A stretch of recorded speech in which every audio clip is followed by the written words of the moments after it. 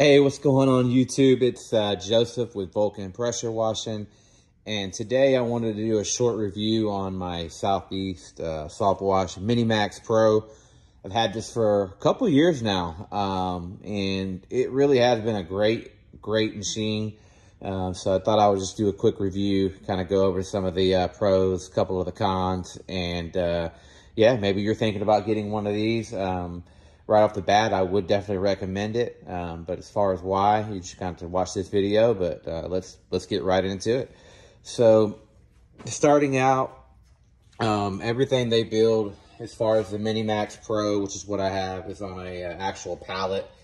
It's an aluminum pallet, but it basically is the same size as your standard pallet. So everything on here is just really nice and tight, just well put together. You're really getting a lot of equipment on a small footprint. Very impressive. So as you can see here, we've got a Honda GX. This is the GX 390. I know the sticker's gone. That actually ended up breaking on me, so I bought an aftermarket one. But nevertheless, never had a problem with that motor other than that. And that was actually my fault. I kept starting it with the ball valve shut and having too much pressure, and I didn't know. Actually blew a couple of these lines right here. It would swell out, but figured out what I was doing wrong there. So that was on me. Moving on, this unit comes with 100 foot of pressure washing hose. I bought an extra 50 foot for additional length, which I do need more often than not. I'm changing this out. They have another unit made by the same company. I think it's General Pump. And this is this one here, which is for 100 foot. They make another one, and it will fit. It's the exact same mounting bracket. Basically the same thing. It's just obviously got a little taller disc, and it'll hold 200 foot. So I can't wait to get that. That's going to be a real nice upgrade. 200 foot, I do believe, of soft wash hose, so plenty there. The reel works really well. This is their real deal, their own in-house brand. No problems. I did get one of the bad batches of this pin right here, and basically where that C-clip goes around, the notch was not quite deep enough on the pin itself, so that clip kept pushing off and basically making it ineffective.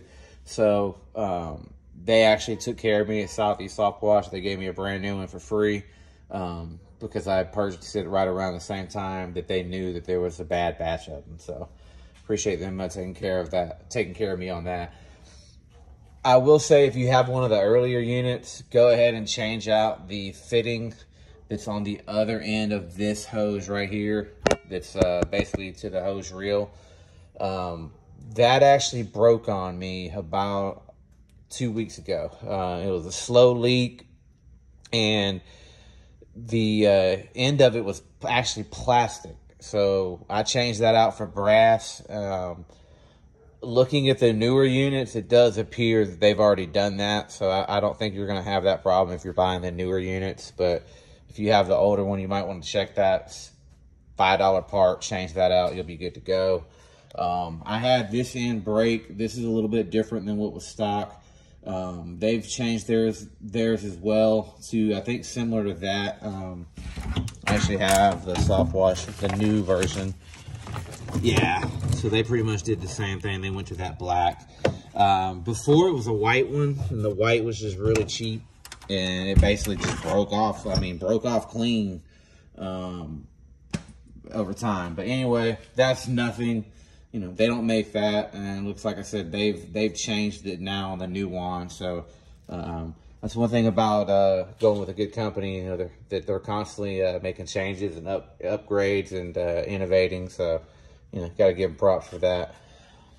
Let's see here. We got 3 tanks on this system, so it's a pretty basic. If you're familiar with soft wash units, you have a 3-knob proportioner here. That allows individual control of your water, your soap, and your bleach. So back here, this unit is a tank fed unit, and what that basically means is that the water goes through a fill hose, which I'll show you here in a minute, and it has a pump sucks the water out of here, and that's what you know, basically feeds the pressure washer. So you know, you got a 5.5 gallon per minute unit over here, which is perfect for most residential jobs. It's pretty much all residential jobs, really. And then you've got a soft wash system here that's good for all residential and a lot of commercial as well. So going over here to the side, this is the water tank, and as you can see, I've got a hose going to it, and that goes to this feed reel, and that's where I basically plug into the homeowner's spigot. So that's pretty awesome. We'll go take a closer look at that.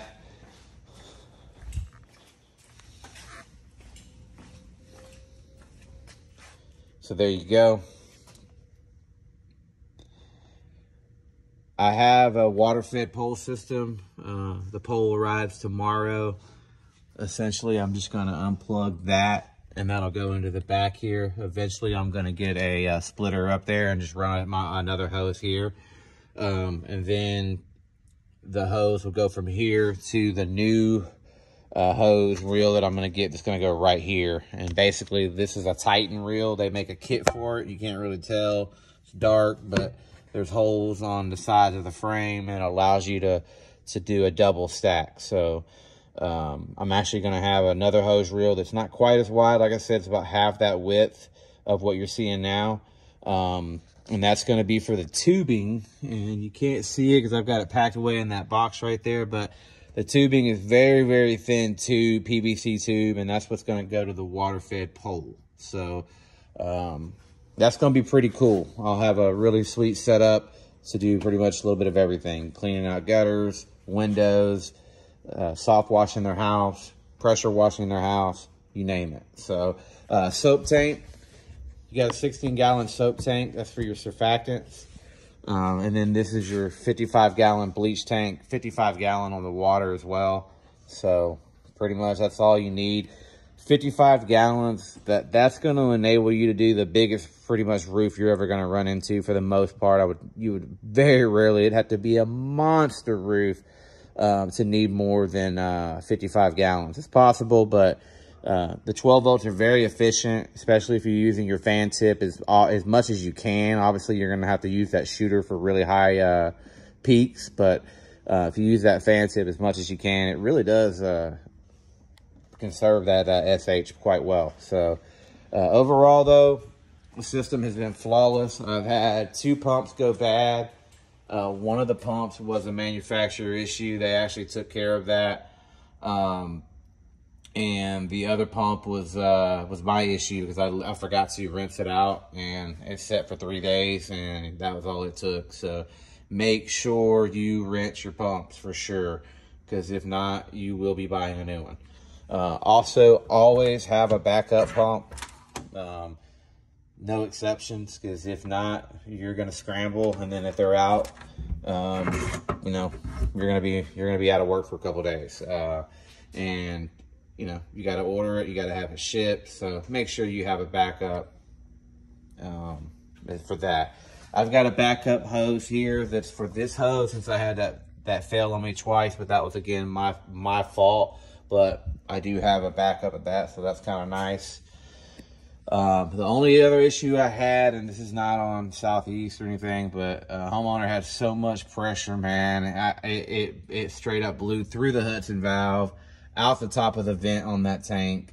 At that time, this skid was in the back of my truck, thank goodness, because it really would have made a mess in the van. But I learned a lesson there. If they have extreme water pressure and you're like, holy cow, I cannot believe how fast this tank is filling up, go ahead and turn the knob down on that spigot and reduce that pressure, because if not, you're gonna really make a mess. And I did not ruin my valve. I thought it would, but it did not. So it has been functioning properly, the Hudson valve. And for those of you who might not know what that is, basically when that water from the homeowner's spigot fills up that tank, it automatically, the valve shuts off the flow. So, you know, obviously it doesn't just build up too much pressure, right? So that's pretty cool. And then as you're using the water, then that valve opens, and then the water from the homeowner's spigot will continue to flow into the tank. So that's how that works, in case you were wondering.